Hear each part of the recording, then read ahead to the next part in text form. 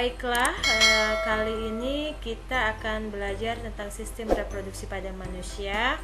Untuk pertemuan kali ini kita melanjutkan materi yang sudah kalian pelajari pada pertemuan sebelumnya ya. Jadi saat pertemuan pertama kemarin kita sudah belajar mengenai pembelahan sel. Lalu pertemuan kedua kalian sudah belajar mengenai organ-organ reproduksi pada laki-laki dan pada wanita, oogenesis serta spermatogenesis. Nah, pada pertemuan ketiga ini kita akan membahas mengenai menstruasi, fertilisasi, kehamilan hingga proses melahirkan. Baik, kita mulai. Yang pertama, menstruasi. Menstruasi merupakan peristiwa peluruhan dinding rahim atau yang disebut dengan endometrium karena sel telur yang diproduksi di ovarium itu tidak dibuahi oleh sel sperma. Nah, menstruasi merupakan penanda bahwasanya seorang wanita sudah memasuki usia pubertas. Menstruasi sendiri ini pertama kali biasanya dialami oleh wanita pada usia 11 sampai dengan 14 tahun. Siklus menstruasi pada wanita itu terjadi secara berkala setiap bulannya dan tentunya dapat berbeda-beda antara wanita satu dengan lainnya, di mana siklus menstruasi ini berlangsung selama 28 hari. Ini gambar dari siklus menstruasi pada wanita dari hari pertama hingga hari ke-28 ya. Kita lanjut. Menopause. Menopause ini merupakan keadaan di mana seorang wanita itu sudah berhenti mengalami menstruasi dikarenakan ia sudah tidak lagi memproduksi sel telur pada ovariumnya. Nah, menopause ini biasanya dialami pada wanita saat memasuki usia 50 tahun. Fase-fase menstruasi ada 4. Fase menstruasi, fase folikuler, fase ovulasi, dan fase luteal. Oke, fase menstruasi ini terjadi, yang pertama fase menstruasi itu terjadi jika sel telur atau ovum tidak dibuahi oleh sel sperma, sehingga korpus luteum akan menghentikan produksi hormon estrogen dan hormon progesteron.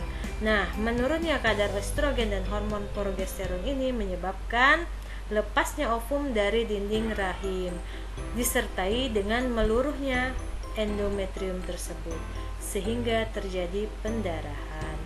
Keluarnya darah inilah yang disebut dengan menstruasi. Ini fase menstruasi ya, yang pertama. Fase yang kedua ialah fase folikuler, ditandai dengan pelepasan hormon follicle stimulating hormone FSH oleh kelenjar hipofisis yang terletak di otak. Hormon ini merangsang sel-sel telur dalam ovarium untuk tumbuh dan matang. Oke, kita lanjut.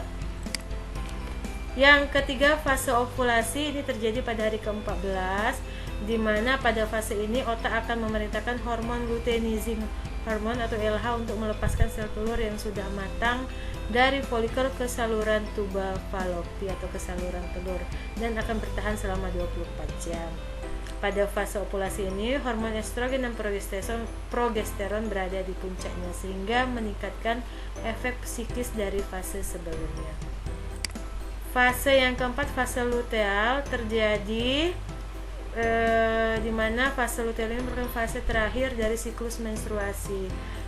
Terjadinya pada hari ke-15 sampai dengan siklus menstruasi terakhir ya. Baik, pada fase ini bekas folikel yang telah ditinggalkan oleh sel telur pada masa ovulasi akan membentuk korpus luteum yang menghasilkan hormon progesteron. Kita lanjut. Faktor-faktor yang mempengaruhi menstruasi tentunya yang pertama adalah hormon estrogen dan hormon progesteron. Lalu hormon pelepas gonadotropin ya, atau hormon GnRH. Yang keempat, hormon pelutein atau luteinizing hormone atau LH disingkat. Dan yang kelima, hormon perangsang folikel atau follicle stimulating hormone atau hormon FSH. Kita lanjut. Fertilisasi.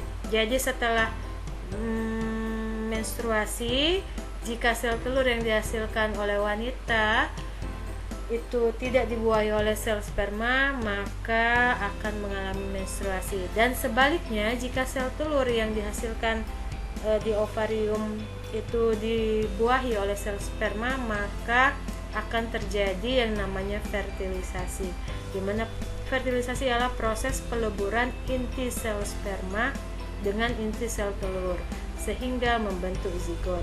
Nah, proses fertilisasi ini terjadi di dalam tuba falopi atau saluran telur. Jadi proses fertilisasi, sel sperma dia bergerak menggunakan flagelnya menuju ke tuba falopi, di mana pada tuba falopi ini sudah menunggu sel telur.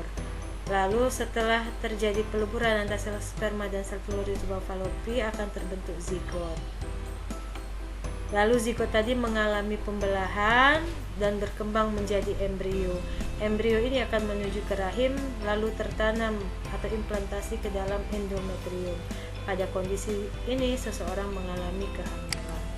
Kita lihat ini gambarnya ya anak-anak. Jadi ini gambar organ reproduksi bagian dalam pada wanita, di mana ini merupakan ovarium. Di ovarium inilah dihasilkan sel telur. Sel telur yang sudah matang dia akan keluar dari ovarium menuju ke tuba falopi. Nah, proses pelepasan sel telur dari ovarium menuju tuba falopi ini disebut dengan ovulasi. Sudah kita pelajari pada pertemuan sebelumnya ya. Nah, ini merupakan saluran telur atau tuba falopi. Di tuba falopi inilah sel telur akan mengalami fertilisasi atau melebur bersama dengan sel sperma. Lalu nanti sel telurnya akan menjadi zigot, zigotnya akan membelah menjadi embrio. Nah, embrionya akan bergerak menuju ke dinding rahim atau endometrium. Nah, di endometrium inilah embrio tadi akan menempel atau disebut dengan istilah implantasi. Lalu dia akan berkembang menjadi janin selama 9 bulan 10 hari. Nah, proses penempelan atau menempelnya embrio pada dinding rahim ini, pada endometrium ini, atau proses implantasi tadi, itulah yang disebut dengan kehamilan. Jadi kehamilan itu kondisi sejak terjadinya fertilisasi dan embrio terimplantasi dalam endometrium hingga terjadinya kelahiran. Masa kehamilan itu berlangsung selama 38 minggu mulai dari fertilisasi atau 40 minggu mulai dari permulaan siklus menstruasi terakhir. Kehamilan pada manusia itu dibagi menjadi 3 periode atau trimester ya, di mana masing-masing trimester lamanya 3 bulan. Kita lanjut. Ini masa kehamilan dari hari pertama 5 hari, 28 hari, ini bentuk-bentuk janinnya, perkembangan janinnya selama masa kehamilan 47, 16 minggu hingga 40 minggu. Jadi dari mulai dia masih proses fertilisasi hingga dia siap dilahirkan ya, proses perkembangan janinnya. Oke, trimester pertama itu berlangsung dari minggu pertama sampai minggu ke-13 masa kehamilan, dimana pada trimester pertama ini rahim mulai mendukung untuk pertumbuhan janin dan plasenta. Dan ingat, untuk ibu yang hamil pada trimester pertama dia harus menjaga kondisi tubuhnya, karena pada trimester pertama ini janin masih mudah mengalami keguguran. Kondisi janin pada trimester pertama, ciri-cirinya ukuran embrionya kurang lebih 7 mm. Bisa kalian lihat di sini ya, embrionya sudah memiliki bakal tulang belakang, otak dan susun tulang mulai terbentuk. Ukuran janinnya sekitar 5,5 cm. Pada akhir trimester pertama, janin terlihat seperti miniatur manusia. Seperti itu ya. Kita lanjut. Trimester kedua berlangsung dari minggu ke-13 sampai minggu ke-27, di mana pada trimester kedua ini yang merupakan trimester yang paling nyaman dirasakan oleh seorang ibu karena kegelisahannya itu sudah mulai hilang. Perut mulai terlihat membesar seiring dengan pertumbuhan rahim. Jenis kelamin juga sudah mulai dapat dideteksi dengan jelas.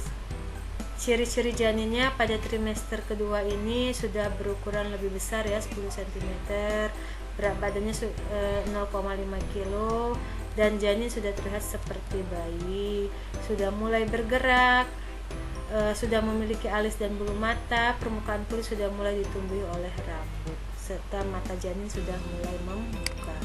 Trimester ketiga berlangsung dari minggu ke-28 sampai dengan bayi lahir.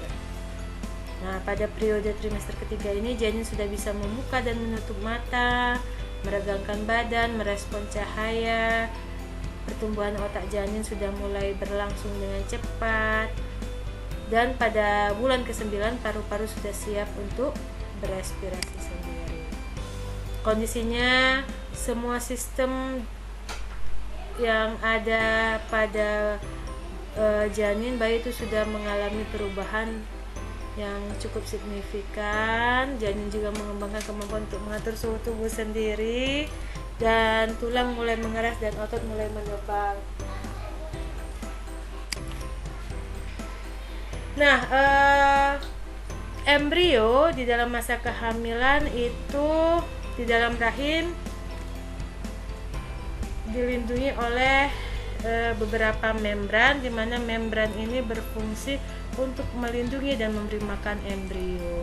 Membran embrio ini terdiri atas 4 bagian, yaitu saccus vitellinus, amnion, karyon, dan allantois ya. Nah, jadi ini merupakan sebuah embrio, di mana embrio ini akan berkembang menjadi janin hingga menjadi bayi dan dilahirkan. Nah, embrio ini dilapisi oleh membran, fungsinya untuk melindungi embrio itu sendiri ya, dan merupakan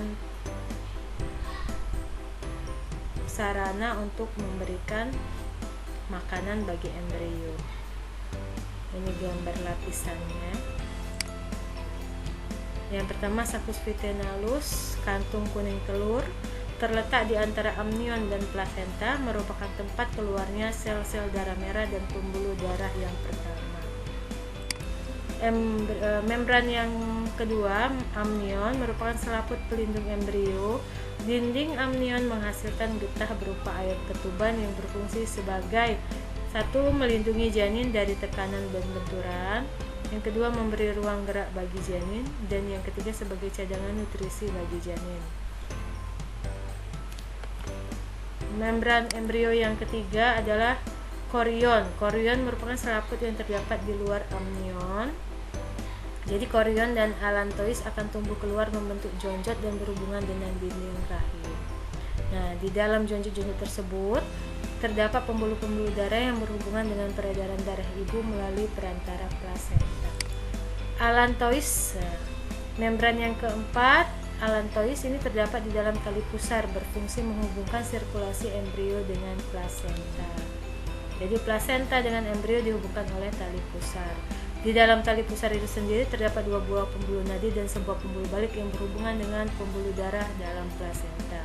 Zat makanan dan oksigen dari pembuluh darah ibu dialirkan melalui plasenta ke tali pusar, selanjutnya ke pembuluh darah embrio. Proses melahirkan, ini yang terakhir nih, proses melahirkan. Jadi proses melahirkan itu dipicu oleh tingginya hormon estrogen. Nah, tingginya kadar estrogen di dalam darah itu memicu kepekaan uterus atau rahim terhadap hormon oksitosin. Oksitosin ini dihasilkan oleh janin. Oksitosin juga merangsang plasenta untuk menghasilkan hormon prostaglandin. Hormon oksitosin dan prostaglandin akan meningkatkan frekuensi kontraksi otot uterus, kekuatan kontraksi dan durasi kontraksi sehingga bayi dilahirkan.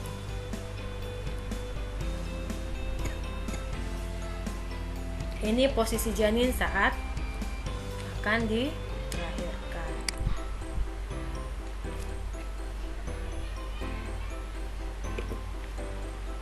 Baik, anak-anak, itu saja materi kita hari ini. Semoga apa yang sudah disampaikan itu bermanfaat untuk kalian semua.